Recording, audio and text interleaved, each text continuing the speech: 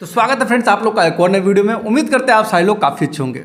तो जैसा कि अब दिवाली बीत चुका है एंड दिवाली के बाद आता है छठ पूजा।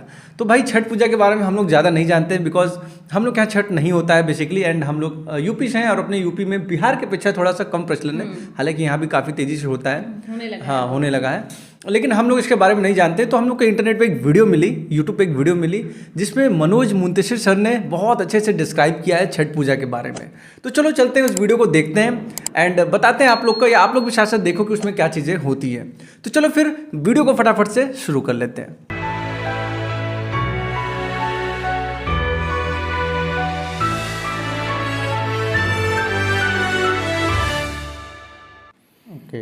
एक कहावत है कि दुनिया उगते हुए सूरज को सलाम करती है।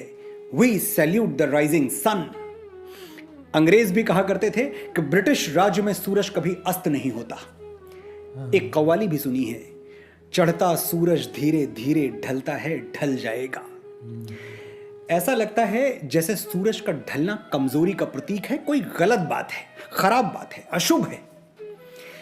यूरोप और अरब के देशों में ऐसा मानते होंगे, हम भारतवासी नहीं मानते। हम डूबते हुए सूरज को भी पूछते हैं।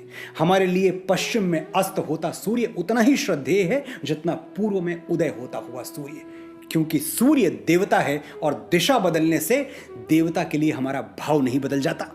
बड़ी बात है सूरज का सूरज होना, तेजो राशि जगत पते होना, सृष्टि और जीवन का आधार होना। सूरज हूं, जिंदगी की रमक छोड़ जाऊंगा, मैं डूब भी गया तो शफक छोड़ जाऊंगा। हर साल दीपावली के छठवें दिन, तिथियों की भाषा में कहूं तो कार्तिक शुक्ल पक्ष की छठवीं तिथि को 30 करोड़ भारतवासी अस्त होते हुए सूर्य देवता के आगे नतमस्तक हो जाते हैं और अगले दिन सप्तमी तिथि को उगते हुए सूर्य को अर्घ्य देते हैं। भारत की नस नस एक बात हमको बहुत याद आ रही है, जो मतलब बार बार बोल रहे हैं सूरज अस्त होना डूबना। अंग्रेज़ों में ये इसलिए कहावत थी जैसे कि क्योंकि उनका भाई इंडिया से लेके सोचो पूरा मतलब ओवरऑल पूरे देश में उनका राज्य था। तो जैसे अगर यहाँ पे सूरज डूब रहा है लेकिन अमेरिका में या कहीं और सूरज उग रहा है, तो उनका इसलिए ये कहावत था कि उनके राज्य में कभी भी सूरज डूबता नहीं है, अस्त नहीं होता है। में बसा हुआ ये त्योहार छठ पूजा कहलाता है और दुनिया भर में मनाए जाने वाले बड़े से बड़े त्योहार का संगीत फीका पड़ जाता है जब यूपी, बिहार, झारखंड की माताएं अपने बेटे बेटियों की लंबी उम्र की कामना करते हुए एक स्वर में गा उठती हैं कि कांचे ही बांस के बहंगिया, बहंगी लचकत जाए, होई न बलम जी कहरियां, बहंगी घाटे पहुंचाए।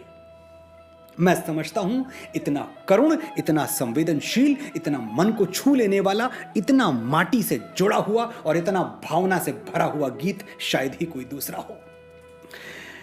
छठ माता कौन हैं, इसके बारे में अलग अलग धारणाएं हैं।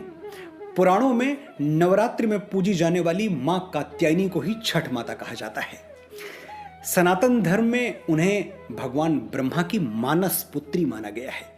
मानस पुत्री यानी वो बेटी जिसके जन्म में शरीर की कोई भूमिका ना हो, मन से मन का मिलन हुआ, तरंगे टकराई, ब्रेन की एनर्जीज मिल गई और संतान का जन्म हो गया। हॉलीवुड की साइंस फिक्शन फिल्मों में म्यूटेंट्स का जन्म ऐसे ही होता है, हम विश्वास भी कर लेते हैं। लेकिन हजारों साल पहले वेदों पुराणों में लिखी गई ये बातें हमको अविश्वसनीय लगती हैं, कोरी कल्पना लगती हैं। एक बार ठहर के सोचिएगा कि आगे बढ़ने की अंधी दौड़ में हम कितना पीछे जा चुके हैं। अपने सच को झूठ मानते हैं और दूसरों के झूठ को सच। मैं एक ऐसे युवा भारत का सपना देखता हूं जो दिन भर इसरो में बैठ के अंतरिक्ष में रॉकेट्स भेजे, लेकिन रात को सोने से पहले श्रीमद् भगवत गीता के 2 पन्ने पढ़ के ही आंखें बंद करे। मॉडर्न होने का मतलब मूर्ख होना नहीं है। और विश्वास मानिए, अगर हम अपने रीति रिवाजों से, अपनी संस्कृति से, अपने ग्रंथों से, अपने पूर्वजों से कट गए तो हम में और खूंटे से बंधे हुए एक जानवर में कोई अंतर बाकी नहीं रह जाएगा। हम पशु होकर संतुष्ट हैं या प्रभु होने की यात्रा पर निकलना चाहते हैं, यह निर्णय हमें आज लेना होगा, अभी लेना होगा, वरना बहुत देर हो जाएगी। वापस लौटते हैं छठ पूजा की ओर।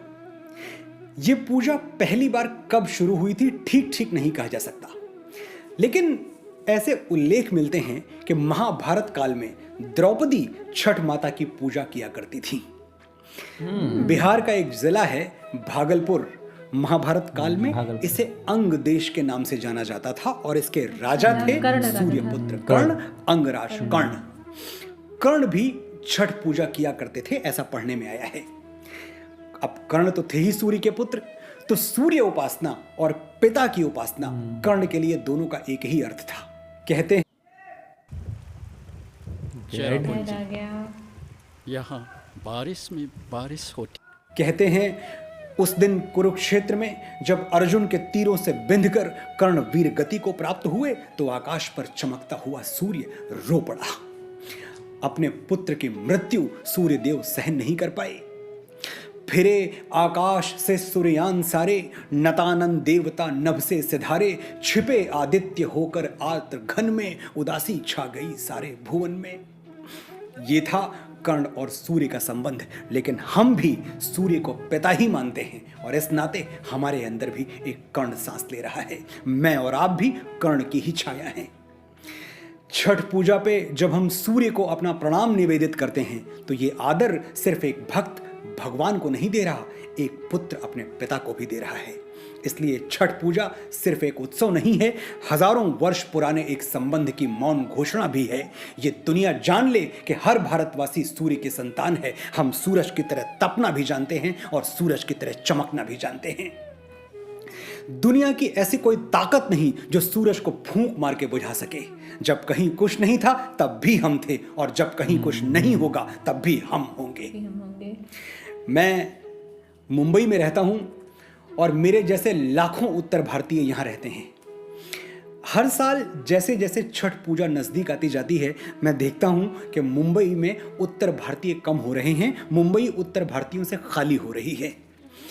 ऑटो वाले मातादीन और चाट वाले बटेसर भैया से लेकर मनोज मुंतशिर तक सब गांव का टिकट कटा के चल देते हैं। और क्यों चल देते हैं? क्योंकि छठ पूजा साल का अकेला ऐसा पर्व है जब मिट्टी और माँ दोनों मिलके एक साथ हमें आवाज देते हैं, घर आजा बेटा, छठ माँ के लिए ये जो कच्चे बांस की बहंगी बनाई है ये नदी के घाट तक तुझे ही तो ले जानी है। एक बार माँ का ये संदेशा मिल जाए फिर तो हम काल के रोके भी नहीं रुकते। पिपरा के पतवा सरीखे डोले मनवा, जियरा में उठत हिलोर, पुरवा के झोंकवा से आयो रे संदेशवा के चल आज देशवा की ओर। और एक बार हम अपने गांव देश पहुंच गए तो शुरू होता है छठ पूजा का 4 दिवसीय कार्यक्रम। पूरे 4 दिन क्या धूम, क्या गहमा गहमी, क्या उल्लास, लगता ही नहीं कि दिवाली जा चुकी है। क्या होता है इन 4 दिनों में ये उनको बताने की जरूरत नहीं है जो आज भी अपनी जड़ों से जुड़े हुए हैं, लेकिन जिनकी जड़ें टूट गई हैं उनसे मेरी प्रार्थना है अगले 2 मिनट तक शांति के साथ मुझे सुन लें और जान लें कि छठ की ये परंपरा है क्या और क्यों मैं बार बार कहता हूं कि पूरी दुनिया में ऐसा उत्सव कोई दूसरा नहीं है। शायद आपकी सोई हुई जड़ें जाग उठें और आप अगली छठ अपने गांव में मनाएं।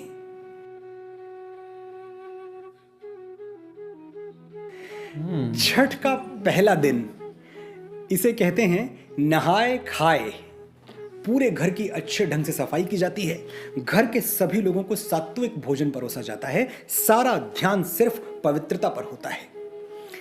छठ के दूसरे दिन लोग साफ किए हुए चौके बर्तन से छठ का प्रसाद बनाते हैं। छठ का प्रसाद सुनते ही अगर आपके मुंह में पानी आ गया तो आपका कोई दोष नहीं है, मेरा भी नहीं। ठेकुआ, क्या बताएं ठेकुआ क्या होता है और कैसा होता है। मैदे और बेसन में गुड़ मिलाकर ठेकुआ बनता है और उसका स्वाद देवराज इंद्र के स्वर्ग भोज में भी नहीं आएगा, ये बात मैं विश्वास के साथ कह सकता हूं। ठेकुआ जितना खस्ता बने उतना अच्छा। मेरे बहुत सारे ऐसे दोस्त हैं जो एक ठेकुआ के लिए 56 प्रकार के व्यंजन छोड़ सकते हैं। ठेकुआ बनाने के बाद शाम को एक विशेष पकवान बनाया जाता है जिसे लौकी दाल कहते हैं। अब देश के अलग अलग भागों में इस लौकी दाल का रंग रूप बदल जाता है, कहीं यह लौकी दाल है तो कहीं गुड़ वाली खीर यानी बखीर। तो जम के लौकी दाल खाओ और अगले दिन के निर्जल व्रत के लिए तैयार हो जाओ। पूरे दिन पानी की एक बूंद भी नहीं मिलने वाली। ये जो निर्जला व्रत का दिन है यही छठ का मुख्य दिन होता है। दिन भर पानी के दर्शन नहीं होते, होंठ रेगिस्तान की तरह सूख जाते हैं और इन्हीं सूखे हुए होठों से अपने बेटे बेटियों के लिए माएं ऐसे ऐसे गीत गाती हैं कि आंखें भीग के गंगा जमुना हो जाएं। पहले पहल हम कैनी छठी मैया व्रत त्योहार, करिहा क्षमा छठी मैया भूल चूक गलती हमार। सबके बलकवा के दीहा छठी मैया ममता दुलार, पिया के सनैहा बनैहा मैया देहा सुखसार। ये गीत छठ का व्रत रखने वाली एक ऐसी महिला गा रही है जो व्रत तो है पर व्रत के सारे नियम कानून नहीं जानती। वो भोलेपन से अनजाने में हुई भूल चूक के लिए छठ मैया से माफी मांग रही है और छठ मैया उसे माफ भी कर देंगी, क्योंकि इस त्योहार में श्रद्धा रखने वाले के लिए कोई कर्म कांड नहीं होता, ना कोई मंत्र, ना कोई पूजा पद्धति, ना कोई पुरोहित, ना कोई यज्ञ हवन। जिसे पूजा पाठ कुछ भी ना आता हो, यह त्योहार उसके लिए भी है। फिर नदी या पोखर के किनारे मिट्टी की बेदी बनाकर उस पर आटे से चौका पूरा जाता है। अच्छा। बेदी के चारों कोनों पर ताजा गन्ने या ऊख के पौधे को गाड़ दिया जाता है। देखिए ये है वो पौधा, एक अंश है, एक हिस्सा है उसका, पर है ये ऊख गन्ना। अब इस गन्ने पर साड़ी, गमछा या धोती डाल दी जाती है और बेदी के पास बैठकर महिलाएं अपने मधुर स्वर में छठ के गीत गाती हैं। भोजपुरी, मगही, मैथिली, अंगिका, विज्जिका जैसी ठेठ लोक भाषा में रचे गए गीत ही छठ पूजन का मंत्र हैं। और जिस श्रद्धा, जिस आस्था के साथ छठ का निर्जल व्रत कर रही महिलाएं इन गीतों को गाती हैं, मुझे नहीं लगता कि छठ के दिन इन गीतों की शक्ति वैदिक मंत्रों से कोई कम होती होगी। बेदी पर लगाई गई ऊख छठ मैया हैं, कहीं कोई और प्रतिमा नहीं, कहीं कोई और पद्धति नहीं। छठ के अंतिम दिन यानी सप्तमी तिथि को एक पहर अंधेरा बाकी रहते ही लोग अपने घरों से निकल पड़ते हैं अपनी बेदी तक पहुंचने के लिए। पिछली शाम की तरह ही बेदी के पास बैठकर गीतों से और प्रसाद से छठ का पूजन करते हैं और सूर्योदय की प्रतीक्षा करते हैं।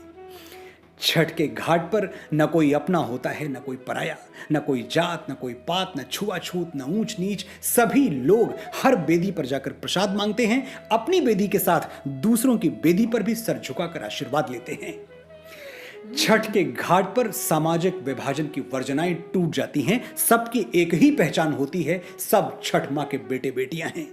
वो दिन ऐसा होता है जब कहीं कोई छोटा बड़ा और अमीर गरीब नहीं दिखाई देता, दूर दूर तक सिर्फ एक चीज दिखाई देती है, मनुष्य और उसकी चमचमाती हुई मनुष्यता।